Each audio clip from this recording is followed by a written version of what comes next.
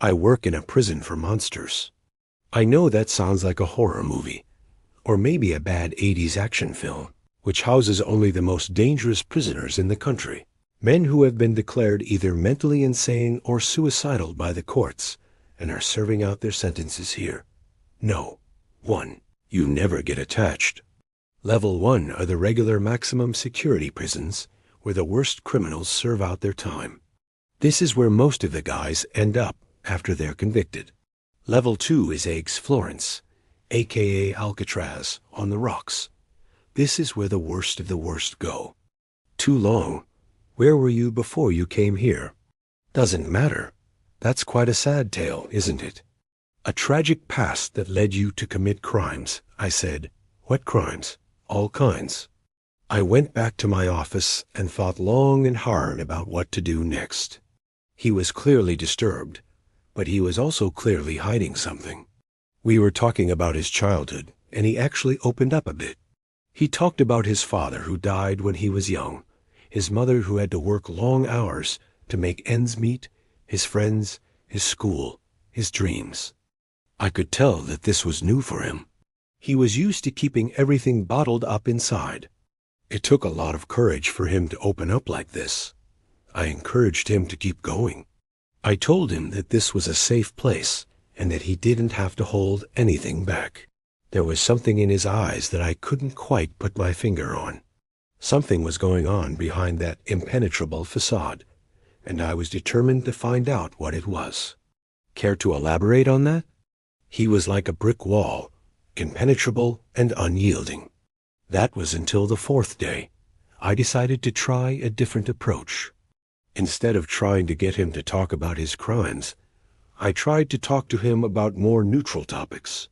I asked him about his childhood, about his hobbies, about his favorite foods. He answered my questions in monosyllables, but he answered them. And slowly but surely, I began to chip away at his defenses. Nope. He turned away, staring at the wall. Are you afraid of me? Nope, he replied without turning. He told me about his fears, his hopes, his regrets, his dreams. He told me about his crimes. He confessed everything to me. He's calm, he's serene, he's at peace. He's ready to die. And maybe that's the greatest gift of all. I listened patiently and without judgment. I wanted him to know that I was here to help him, not to punish him. I was wondering that myself, I said. If you're sentenced to a DX, you'll never get out. There's no need to play games, I told him. You already know why I'm here. You know exactly why you're here. So just answer my questions, and we can be done with this charade. He turned back to me, his eyes flashing with anger. Don't tell me what I know and don't know. I know why I'm here.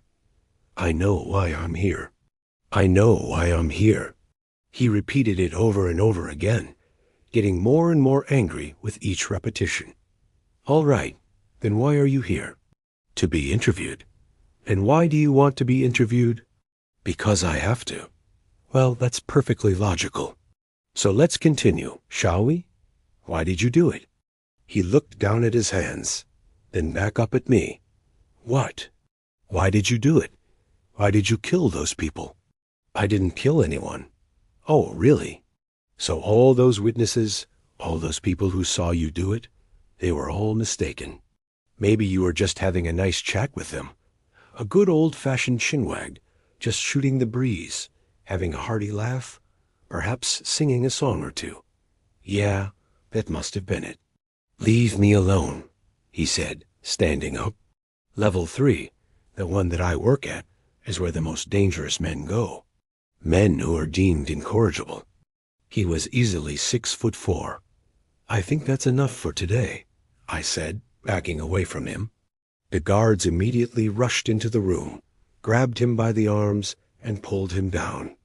They helped him sit back down, and one of them yelled at him. You show some respect to this man. Do you hear me?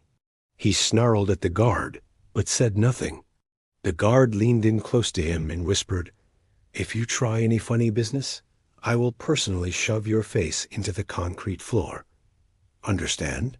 He spat at the guard, but he still looked down. The guard picked him up by the collar and slammed him against the wall. "Next time I won't warn you," he said. The guard released him, and the other guard escorted me out of the room. Men who are considered to be beyond saving. Men who are considered to be monsters. No. 2. You never believe anything they tell you. And no. 3. You never go in there alone. The left door said library. On the right door, the only markings were a black circle with a slash through it. We went through the library first, because every inmate needs some sort of creative outlet. The guards would never admit it, but they'd probably rather have the inmates reading books than watching TV. It's easier to control. The guy wasn't in the library. We continued down the hall until we reached the second door. As we approached the door, 2 burly guards clad in riot gear stopped in front of it, blocking our path. I showed them my badge. One of the guards grunted and stepped aside. I walked through the door and entered the interview room. I've worked here for 15 years now, and I've learned those lessons well. The chair opposite me was occupied by a man dressed in an orange jumpsuit. He was tall and thin and looked to be in his mid-30s. His eyes were hidden behind a pair of black sunglasses.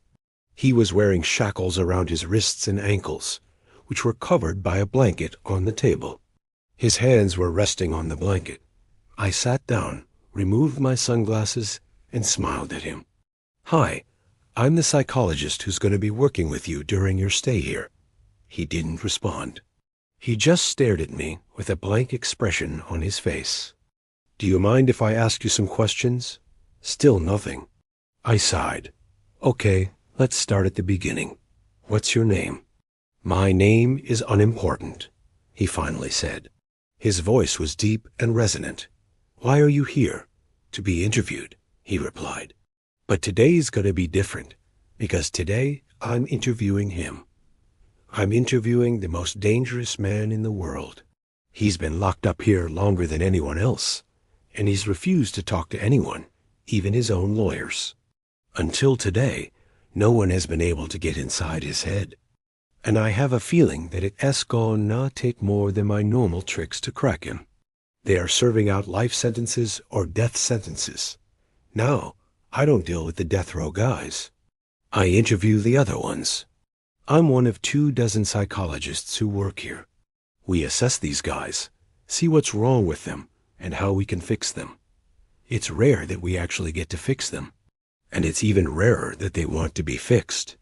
These men have done terrible, terrible things, so terrible that in some cases they shouldn't ever be allowed back into society again.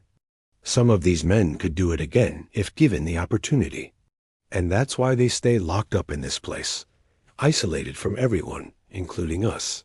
But it's true. They stay for a couple weeks while we try to find out what made them tick. Sometimes it works, sometimes it doesn't, and sometimes you find out something that makes your skin crawl. You should see the stuff that I've seen. I've seen things that I wish I could forget. I am employed by the state to help rehabilitate some of the worst criminals in America. And yeah, we have some of the worst criminals in America. Serial killers, mass murderers, people who did horrible things, evil things, things that make you lose sleep just thinking about them. But they're human beings too, and that means they can be rehabilitated. Well, maybe not all of them. I work at the Behavioral Sciences Unit, a maximum security prison in the heartland of America.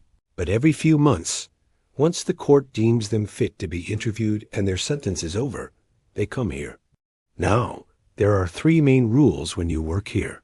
There are 3 levels of maximum security prisons. When I first arrived at the Institute, I was escorted down a long corridor. At the end of the hall were 2 doors. The room was stark white. It had a table and 2 chairs in the middle of it, nothing else. "How long have you been locked up?" As I continued to press him, I could see that he was becoming agitated. He was towering over me. I knew that I wasn't going to get anything out of him today, but I was determined to break him. Over the next few days, I tried everything I could think of to get him to open up, but nothing worked. Then one day he surprised me. It took several more sessions, but eventually he began to open up to me. In the end, he was sentenced to death. But now when I talk to him, he's a different person.